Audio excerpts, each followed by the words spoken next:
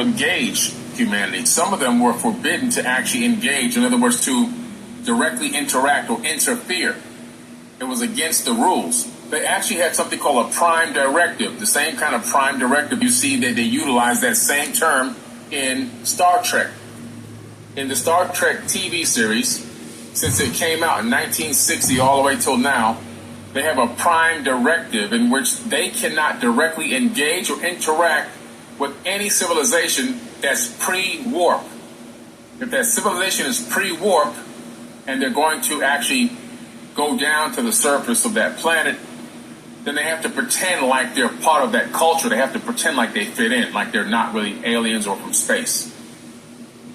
And they can't alter or change or give them any technology in any way, shape, or form.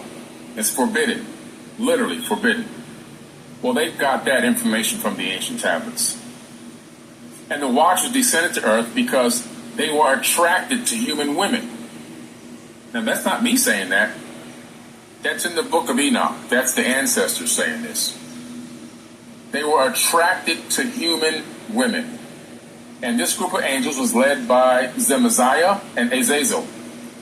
Zemaziah and Azazel were the two chiefs. They were the two chief head angels over the Watchers. And they convinced them to go and lust after those women. Don't think they would have done it on their own, but they listened to Azazel and Simzazel and went down and laid with the women and had babies, which we all know are the Nephilims. Okay? So if someone is talking to you and you're telling them what you want, and they're telling you they're going to take on the responsibilities for what their actions or what they want to do, you're going to listen to them because they're telling you, I'm going to take the responsibilities. Don't worry about it. Go ahead and let's fall. And let's go and have babies by these, pick ourselves wives, and let's lay and have children by them, which we know, is, like we said, are the Nephilims.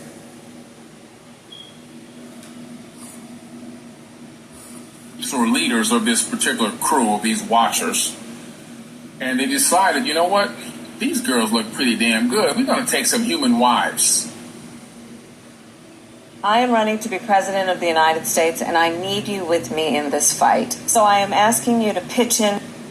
Now, it's interesting that... But we all know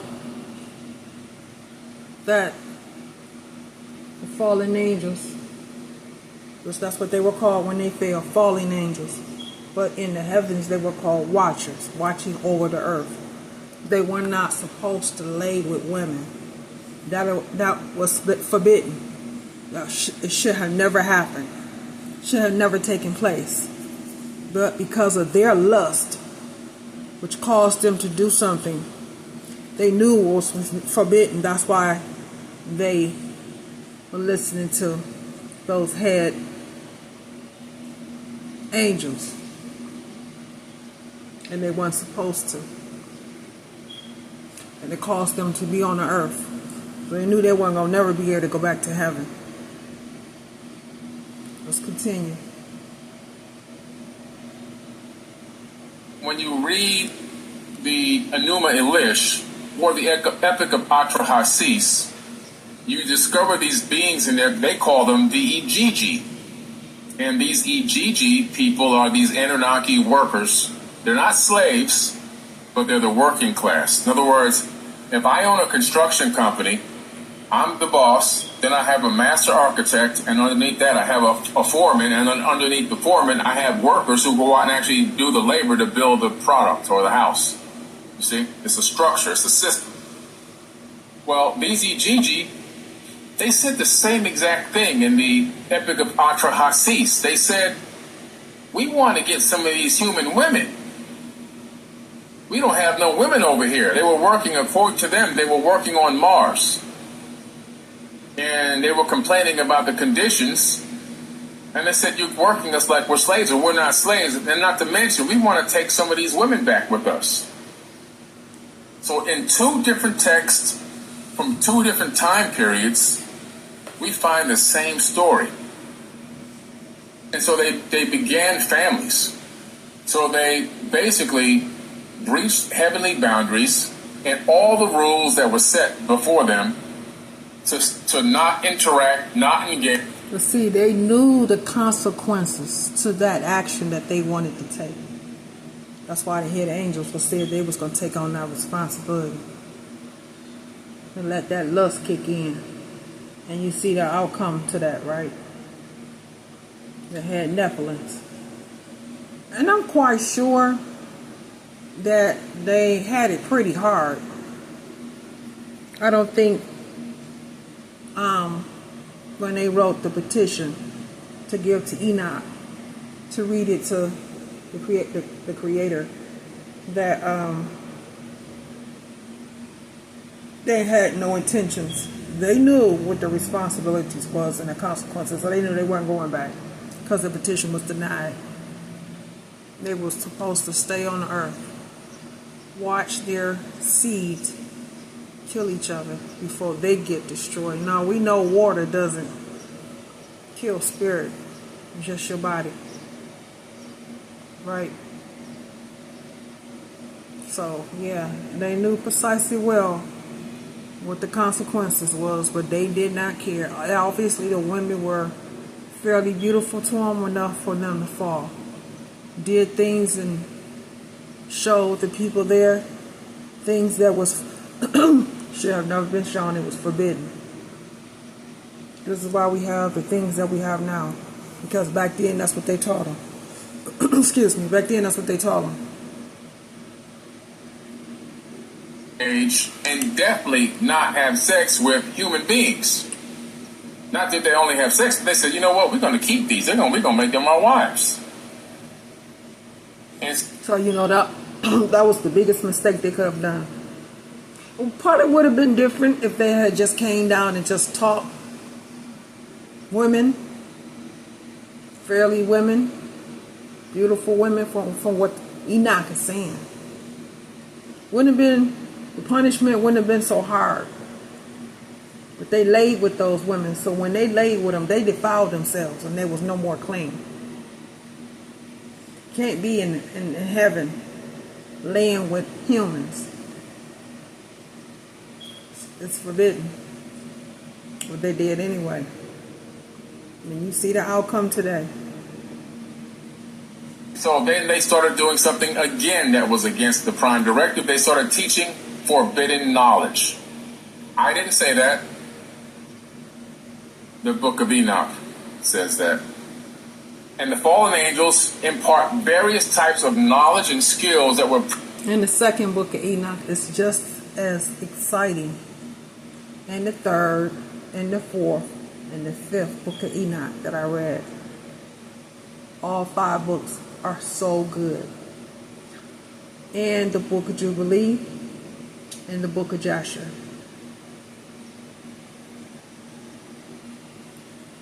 Previously unknown to mankind, which had a profound and often detrimental impact. Braden has amazed me. He's so strong. Impact on human societies. These beings, not only did they come down for the good loving of the woman, the human woman, but they also then violated another law and began to engage mankind and give us the forbidden knowledge. And why was it forbidden? It was forbidden because why? So you see, that's why the Creator was so hurt by what they done, because that forbidden knowledge we was not supposed to know. And they knew everything, and they taught us everything, because we didn't know half of the stuff that they taught us, especially forbidden or war, and the tools that they use, and everything else that was taught. Should have never known. Should have never known. It was forbidden because this information that they were giving to humans was going to expedite our advancement technologically. And when you advance your technological prowess, all of a sudden, there's room for extreme detriment to that civilization. When you take a civilization that isn't maturing enough spiritually and give them advanced technology, turn them into a technocratic civilization. But that's just the civilization and the I just wasn't ready for what the angels was getting ready to teach them. Those people there was not ready for what the high advanced technology and information that the fallen angels had taught them. They didn't know anything about it. They had to learn it. Just like we had to learn this technology we have now and information that's given to us. It's like every day something new, different. Every day we're finding out something that's new to us that we have never seen or heard. That is supernatural, spiritual. They knew that.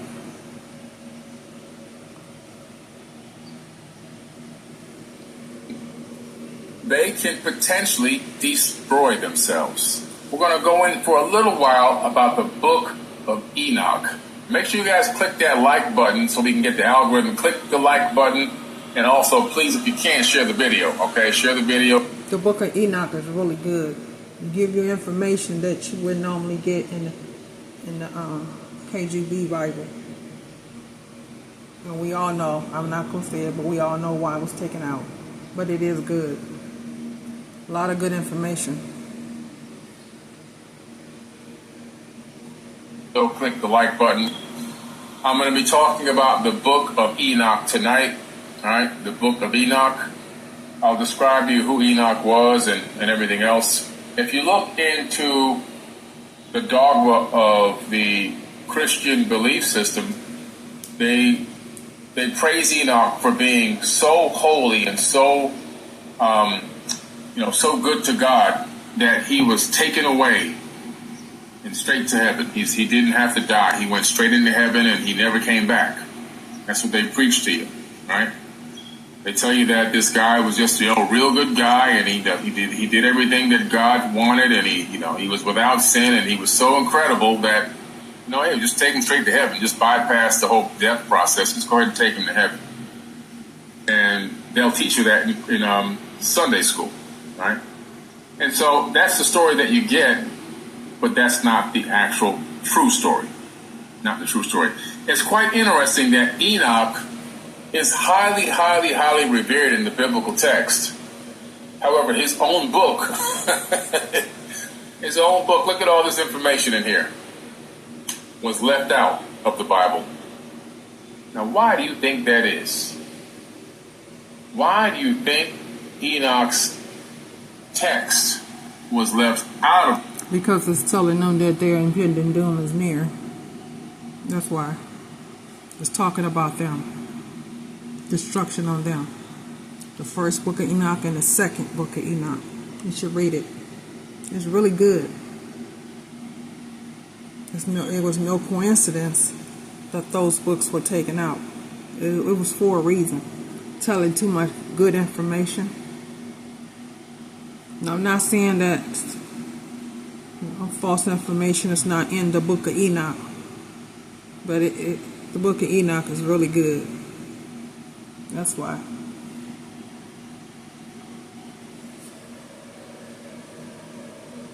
The canonized Bible.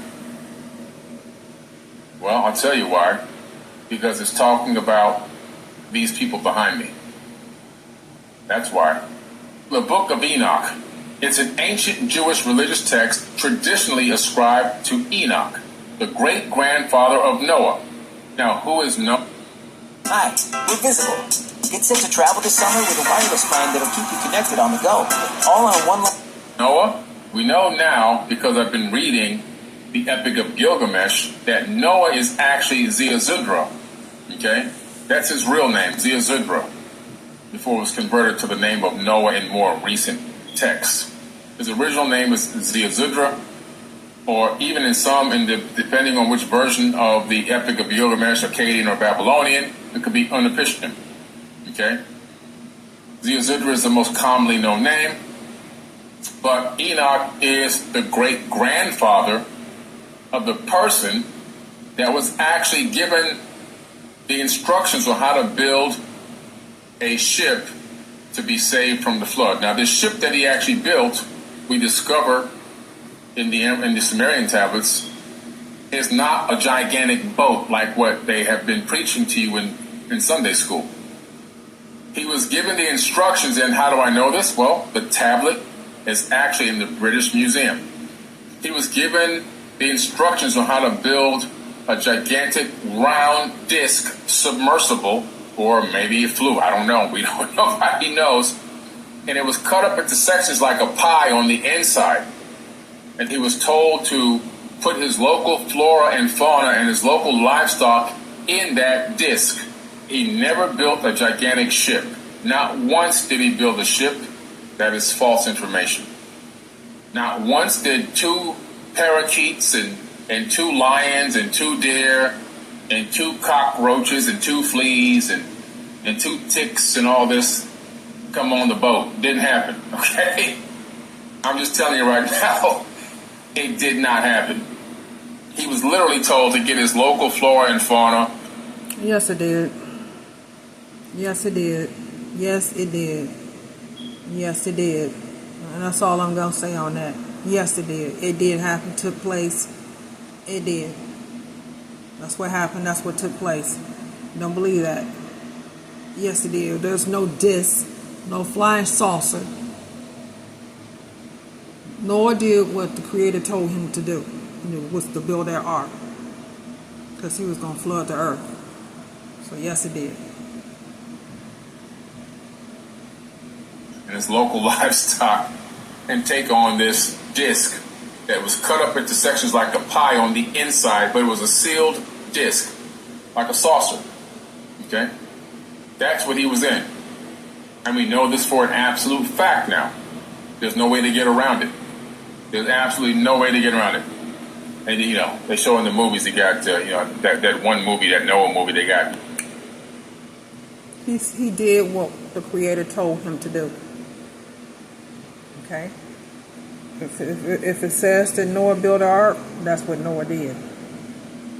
If it says save the animals, that's what Noah did. There was no flying saucer because Noah didn't know how to be in a flying saucer, didn't know how to drive a flying saucer, was never in a flying saucer, but one of the flying saucers back then. Think about it. When we discussing the book of Enoch, not Noah.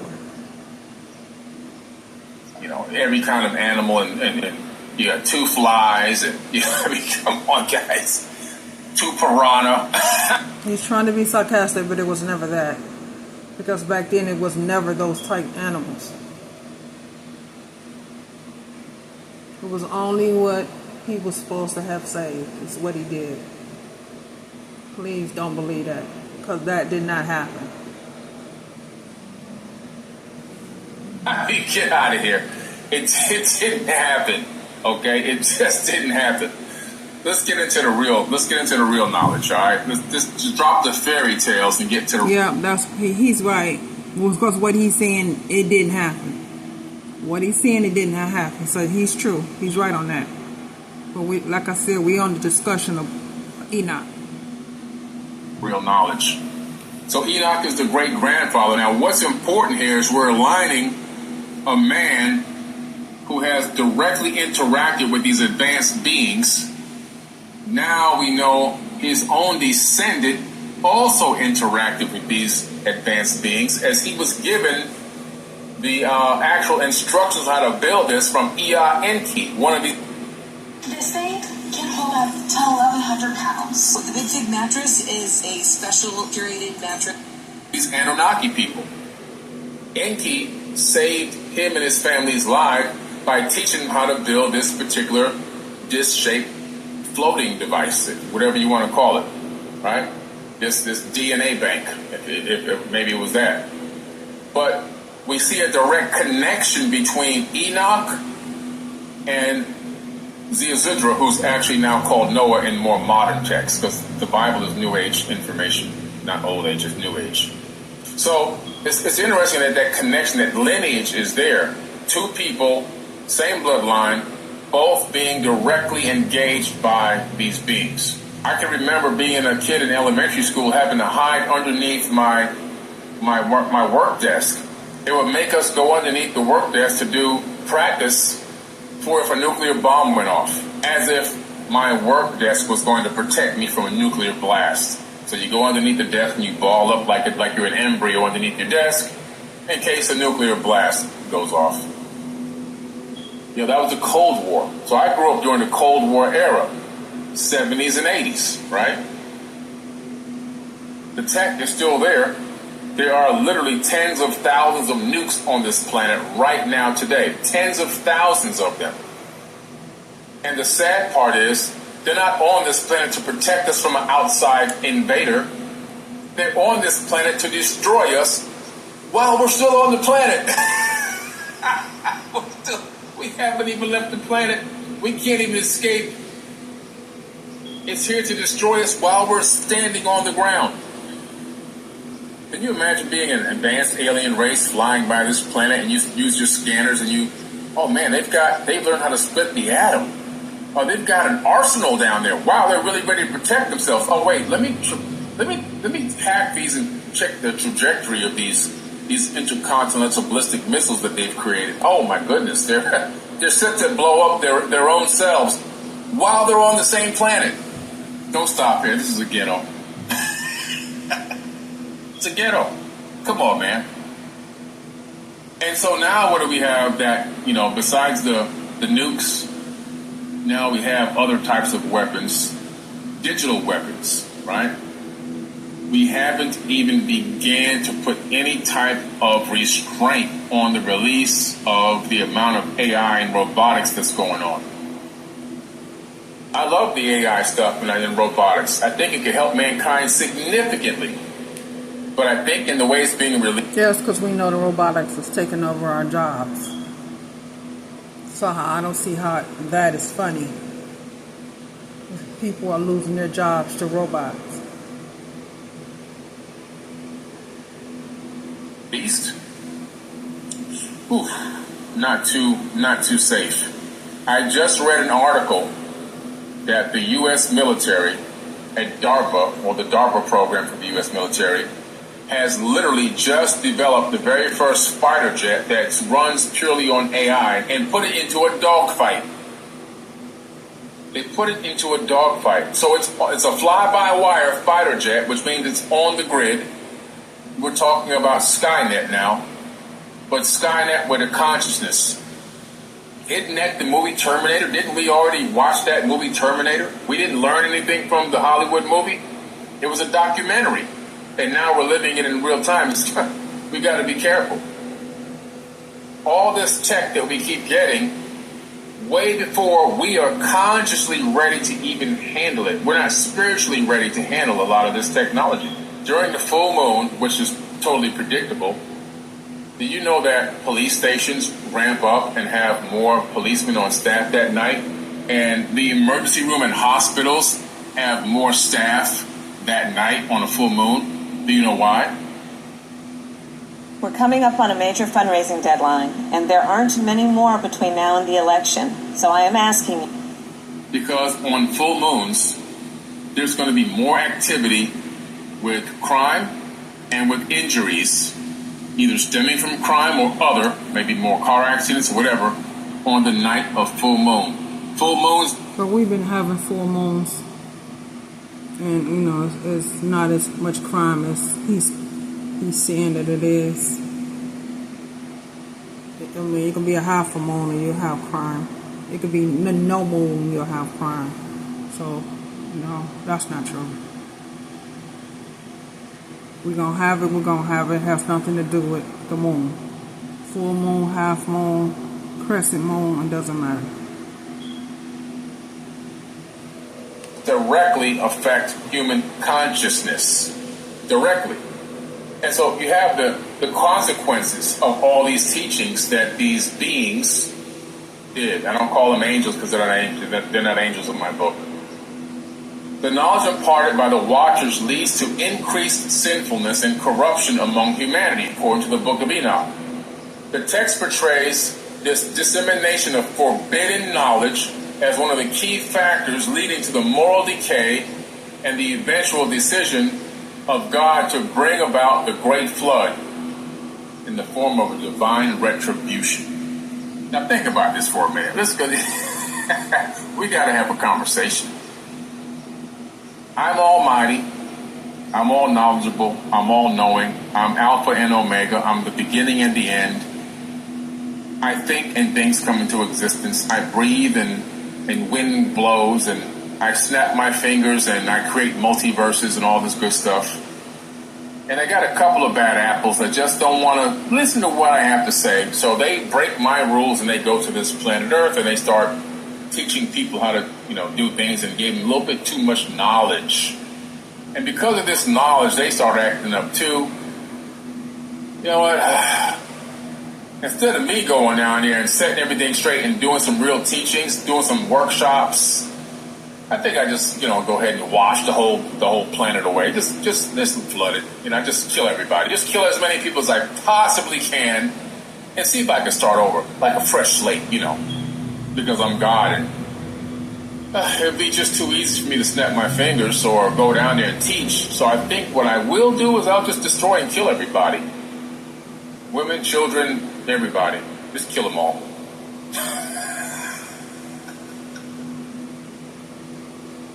Come on, man. Stop it.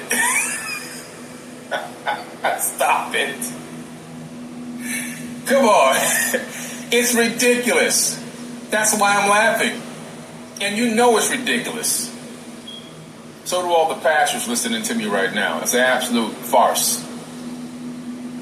It's a farce because you're saying in one moment this being is so powerful it can control everything with a single thought and a snap of a finger or one spoken word. And on the other hand, the being is so helpless that the best it can do is hurl a rock into the planet and hope that floods the planet and kills everybody.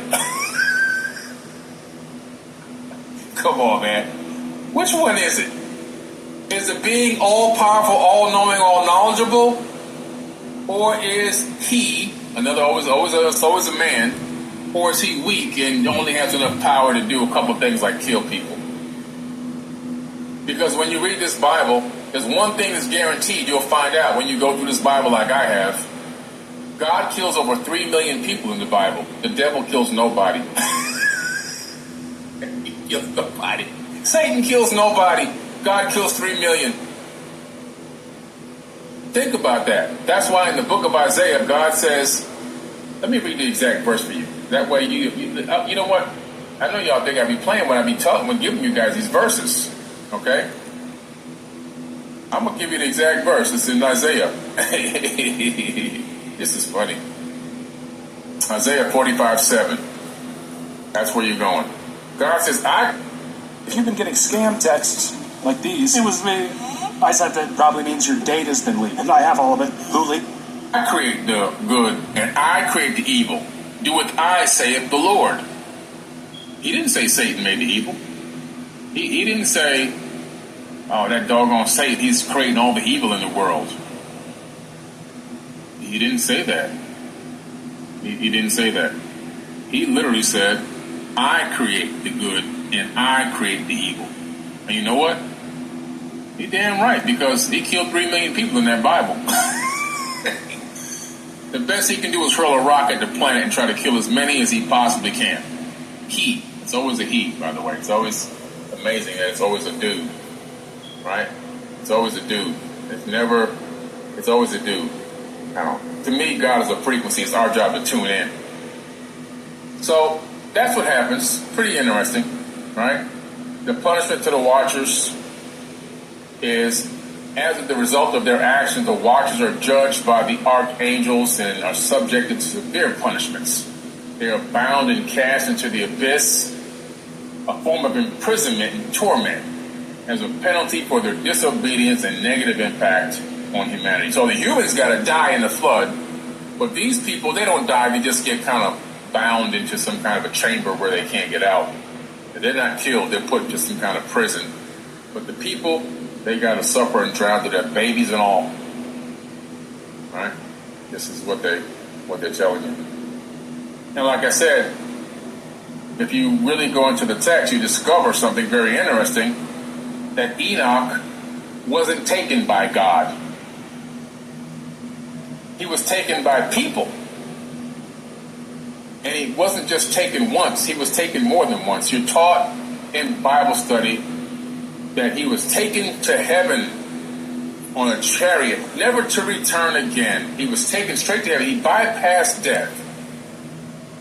Not according to the book of Enoch, where he actually has a conversation with the beings that are going to take him on this trip to teach him knowledge. This teaching is approved. So now, two angels came to him and taken him on their wings and showed him the 10 heavens. The first, the last, the 10th heaven is supposed to be where where the Creator throne is, and that's called Aravat.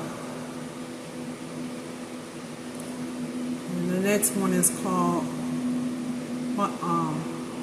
Kakara. But they are 10 heavens. The next one, the 8th one I think it's called Masala. But Aravat is where the Creator throne is. That's what Enoch was shown. He saw where the fallen angels were. This is in the second book of Enoch. Read it to tell you. If he had read it, he would have known.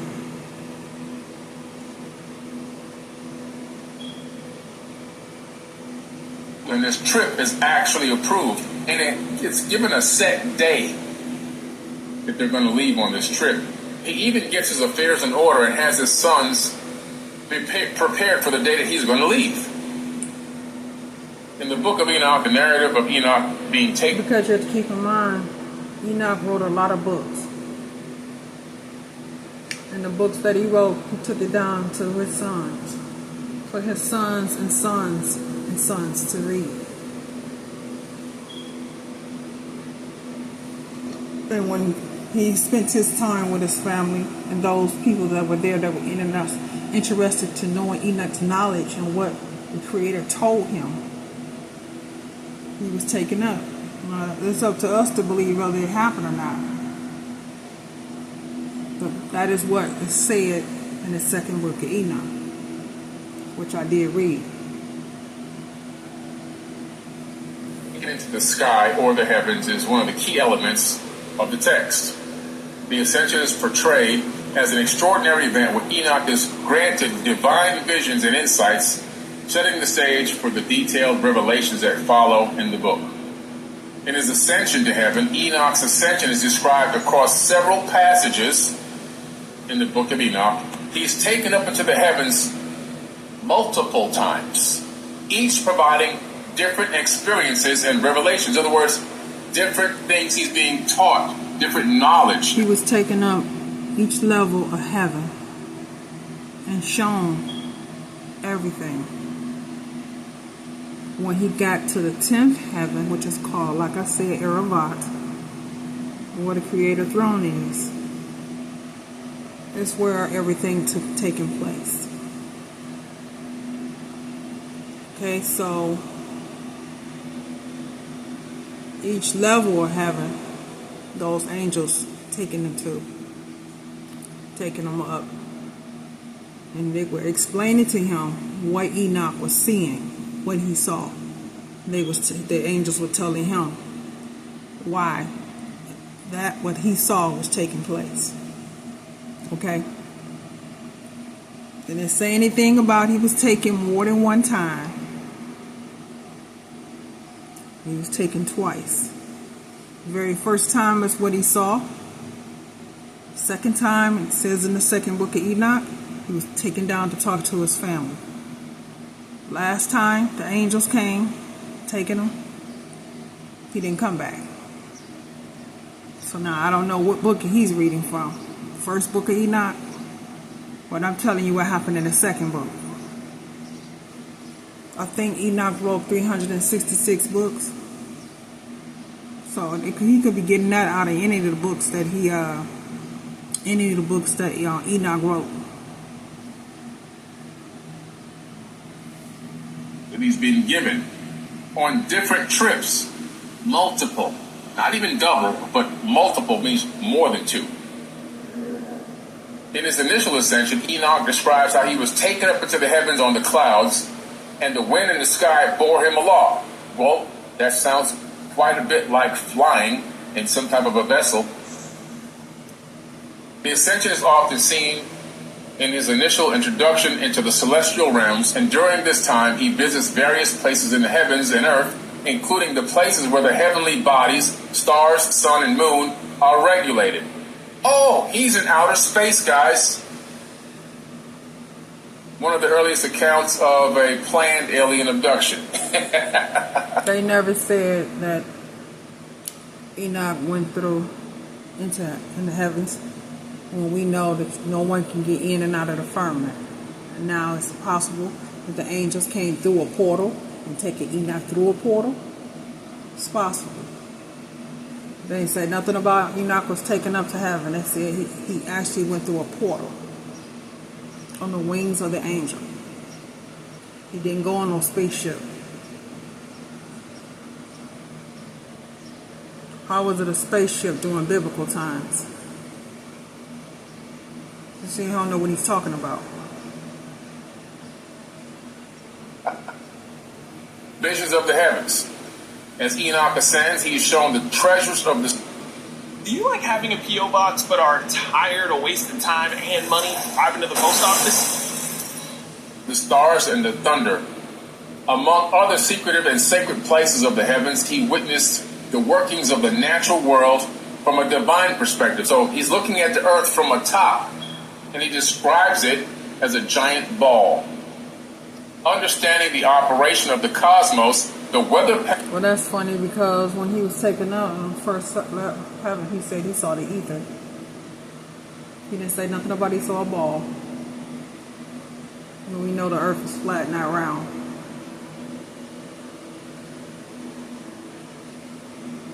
Patterns and other natural phenomena from above, looking down on the planet.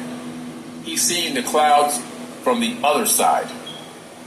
See, this isn't a story about some heavenly father, a sky daddy with a magic wand whisking away a good human into heaven. It's a story of advanced beings with advanced technology that's capable of space travel, taking a man from the earth into space and teaching him things. This is what... See, that's just it. That's what I'm saying. Enoch was not taken into space. How you gonna do that when you can't get out of here? Those angels went through a portal into space and showed Enoch what they needed to show Enoch. It say anything about he was taken into space. It said he was taken up by the angels. That's what the second book of Enoch was told. Okay.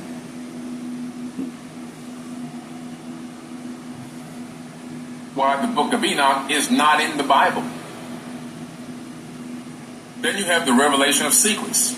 Throughout his heavenly journey, Enoch is also shown secrets that are not known to other humans. He's given forbidden knowledge. These include ultimate judgments of the angels and humans, hidden paths of the... Because those from the first, second, third, fourth, fifth, sixth, seventh heaven, that is what the angels was teaching him, told him, explained to him why he saw what he saw when he was in the heavens, on each heaven. It's 10 levels of heaven. It's not just one. It's 10. And each level of heaven was shown to Enoch. And I'm sure he was in awe as to what was going on. Because he saw something he had never seen before. Think about it. If he wasn't shown all that the angels taught him, how did he know to write those books? How did he know to write those books? He only wrote those books on what he saw. He didn't write the books on what he saw on earth. He wrote it only when he saw what he saw when the angels had taken him through a portal into heaven to see what the Creator wanting him to see. Stars, he's given star maps and the storehouses of life and rain, which are meant to explain both cosmic and earthly operations from a divine standpoint. He's given the information and knowledge how to predict weather patterns on earth. That's what the book of Enoch is all about. These are the facts. Why am I doing this? Because I know most people will never get a chance to go through this. No, I'm not going to say on the first, second, fourth, and fifth heaven, sixth and seventh heaven, and the eighth heaven, and the ninth and the 10th. Enoch was shown a lot of stuff. Okay? He was shown a lot of stuff. He was given a lot of knowledge as to what he saw. He was asking the angels, why was that taking place? And the angels were telling him. He didn't go up to heaven through the portal just to be showing weather patterns. Because if that's the case, then that's all his books would have been about. He was taught and shown a lot of stuff. That's why he made so many books. There's more than just 5 books. He now wrote a lot of books. While we're only seeing the first 5, I don't know. I've been trying to find the other books. I have not found them yet. But Enoch wrote a lot because he saw a lot. I don't know what he's talking about. But if you do, you'll find everything I'm talking about is right in this book, the Book of Enoch. One of the most revered people in the biblical. And which book is he talking about? How many books have he read? Have you read all 5? Did he read all 366 books? So that's what Enoch wrote. How many books, you ask how many books have he read? Because it was more than just a weather pattern.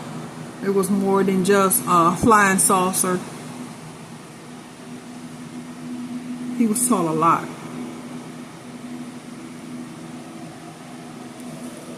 Text, whose book was omitted by the Council of Nicaea. Why? We don't want to tell them about these aliens taking people into space and teaching them how to kill each other, make weapons, and all of this, and how they lusted after our women. No. Let's keep that on the outside. I don't want to hide from them anymore. What do you do? Are we not men? Just keep it on the outside. That's why. You know, the thing about knowledge is it has no power. Only if you apply it, it has power. The application of knowledge is power, but knowledge alone is not power. So now that you've got some knowledge, right? Now that you have some knowledge, what are you going to do with it? You have it in here, but if it stays in there, it's like putting your talents underneath a rock. Just like that parable in the Bible. Oh yeah, I read the Bible. Don't get. I got my Bible right here. See? I had this Bible since, what's the original date I had this? I got this Bible in 1998. 1998. And it kept it in great condition considering how much I've gone through it. Don't put your talents underneath the rock. See, I'm intelligent because I know how to take good information from this book. I can take good information from the Quran. I can take good information from the Apocrypha. I can take good information from the Enuma Elish. I can take good information from the Bhagavad Gita. I can take good information from the Sefer Yetzirah. I can take good information from the Nag Hammadi scripts. I can put it all together. I can keep going. Oh yeah, I can keep going. The difference between being super intelligent and being ignorant is your ability to take information from multiple sources and connect the dots, but also to know and discern what to utilize and what to discard. That's what makes you super intelligent. Literally. When you get to that level, it's a high level. It don't mean you fully made it, because I didn't fully make it yet. But I tell you what, I'm on my damn way. Learning is a lifelong process. But you got to be able to connect the dots. And let me tell you something. There's good information in this book. Don't get me wrong now. Don't get me twisted. There's good information. There's real good information in the first, second, third, fourth, and fifth book of Enoch. Those are really good books. Yeah, he's telling the truth. The books are good. That's why it's not in the Bible. The book of Enoch was telling all about those fallen angels that did when they fell. And what he saw when he was taken through a portal into heaven to see those 10 levels of heaven. Information in that book that you can apply to your life. And if you apply some of those things to your life, you're going to get a good result. Period. It's a fact. Not all of it's trash. A lot of it's just remixed ancient text. But there's good information that you can actually utilize and apply in your life in that Bible. Quran as well. Non-commodity scriptures as well. I mean, I can keep going on and on and on. I have over 1,500 books in this house alone. And I know what's in every single book.